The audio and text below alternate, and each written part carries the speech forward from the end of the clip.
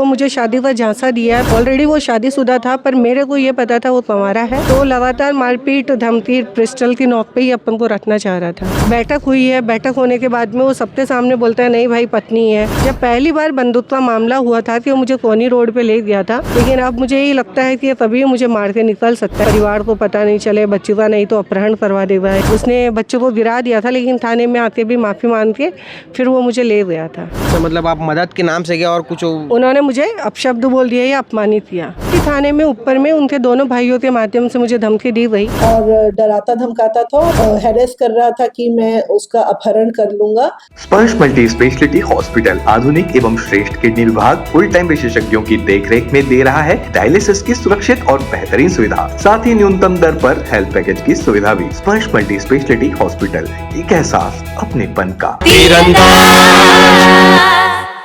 नमस्कार, मैं हूं अमन और आप देख रहे हैं तीरंदाज। इस वक्त हम बिलासपुर शहर के सरगंडा थाना में खड़े हुए हैं, जहां कल एक 376 का मामला आया था, जो कि एक विश्व हिंदू परिषद के जो बताए जा रहे हैं राजीव शर्मा, उनके ऊपर गंभीर आरोप लगे हैं 376 का। और जो महिला है वो आज हमारे साथ में खड़ी हुई है, हम उन्हीं से जानेंगे क्या कुछ मामला है। हम बताएंगे आपके साथ क्या कुछ जो घटना हुआ था। बता रहे थे कि 376 का मामला जिसमें लगाया राजीव शर्मा के ऊपर, उस पर क्या था मामला? 376 लगाई हूँ, ये सही है। वो मुझे शादी का झांसा दिया है, पर ऑलरेडी वो शादीशुदा था, पर मेरे को ये पता था वो पवारा है, और कि शादी करके तुमको अच्छा रखूँगा, ऐसा रखूँगा, वो करूँगा, कभी कुछ वो नहीं होगा।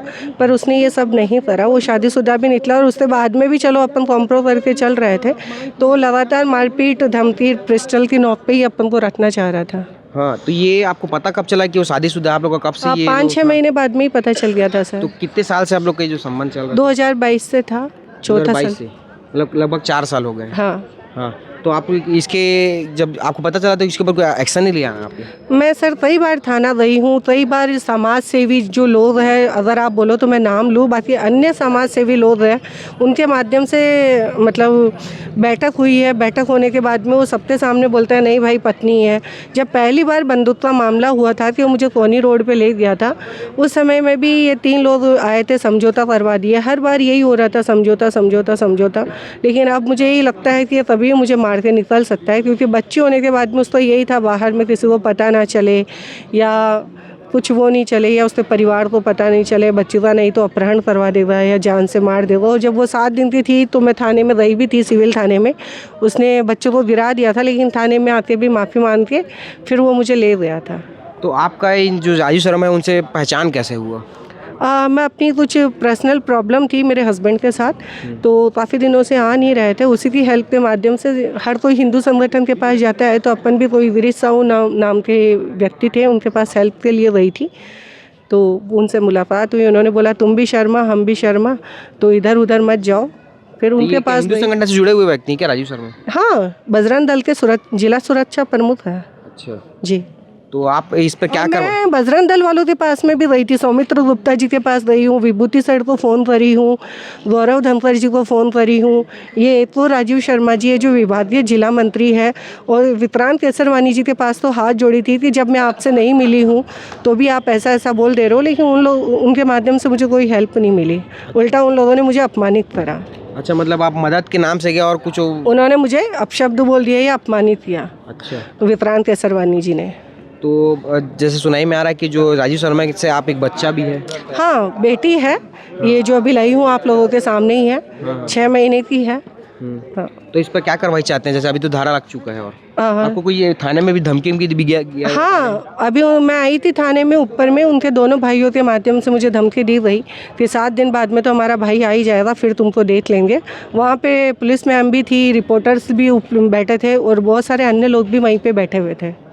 हाँ। तो उस समय आपने उसे कुछ बोला नहीं कि आप ऐसा मेरे को कैसे बोल सकते हो क्या? सर मैं बोलती तो जब बात सच्चाई की रहती है तो मैं ये जानती हूँ कि सत्य की जीत होती है और झूठ का नाश होता है, और मैं सत्य के लिए लड़ रही हूँ, तो मुझे वो कोई वो नहीं है। अगर बहस करूँगी तो लड़ाई हो गई और न्यायालय में केस चलने वाला है, तो क्या मतलब है। सरकंडा थाने में एक महिला द्वारा रिपोर्ट दर्ज कराई गई है कि 2022 से लगातार राजीव शर्मा नाम के व्यक्ति के द्वारा उनका शारीरिक शोषण किया जा रहा था, शादी का झांसा देते हुए। और उसने अपनी आइडेंटिटी भी छुपा के रखी हुई थी कि वो विवाहित है ऑलरेडी। और बाद में ये महिला को उसने गर्भवती भी कर दिया और इससे राजीव शर्मा से उसको एक बच्ची भी है और वो बच्ची जो है वो अभी 6 माह की है और ये कंटिन्यू इनको हैरेस कर रहा था कि मैं उसका अपहरण कर लूँगा और डराता धमकाता था और उस बेस पे भी दोबारा बार-बार उसको कंटिन्यूअस शारीरिक शोषण करके उस पे दबाव बना रहा था, जिस पर से महिला बहुत डरी हुई थी और उसने थाने में रिपोर्ट दर्ज कराई है। इसमें पुलिस ने सेंसिटिविटी को देखते हुए इसमें एफआईआर की है और आरोपी को विधिवत रूप से गिरफ्तार किया गया है। इसमें आईपीसी के तहत कार्यवाही हुई है। 294, 506, 323, 376 2N और 313 के तहत कार्यवाही की गई है। स्पर्श मल्टी स्पेशलिटी हॉस्पिटल आधुनिक एवं श्रेष्ठ किडनी विभाग फुल टाइम विशेषज्ञों की देखरेख में दे रहा है डायलिसिस की सुरक्षित और बेहतरीन सुविधा, साथ ही न्यूनतम दर पर हेल्थ पैकेज की सुविधा भी। स्पर्श मल्टी स्पेशलिटी हॉस्पिटल, एक एहसास अपनेपन का। तीरंदाज।